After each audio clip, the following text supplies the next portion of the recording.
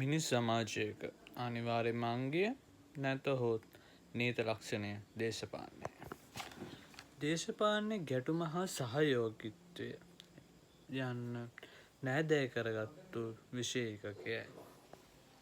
සම්වර්ධී රටවල්වල සියලුම දේවල් දේශපාලනික නෑදෑයන් කියලා මතයක් තියෙන. ඒ වගේම ග්‍රීක දාර්ශනිකයෝ ඇරිස්ටෝටල් රාජ්‍යයෙන් තොර පැවැත්මක් මිනිසාට නොමැති බවත් එලෙස පැවැත්මක් ඇත්නම් ඒ මනුස්සත්වයට ඉහළින් සිටින දෙවි කෙනෙකු හෝ මනුස්සත්වයට පහළින් සිටින තිරිසනෙකු අතර පමණක්ම තිබිය යුත්තක් බවත් ග්‍රීක දාර්ශනික ඇරිස්ටෝටල් විසින් පෙන්වා දෙනු ලැබුවා. නිකොලස් මැකියාවෙලි විසින් දේශපාලන බලාරගලය පෙරමුණ බව ප්‍රථම වශයෙන්ම පැවසුවේ නිකොලස් මැකියාවෙලි විසින්.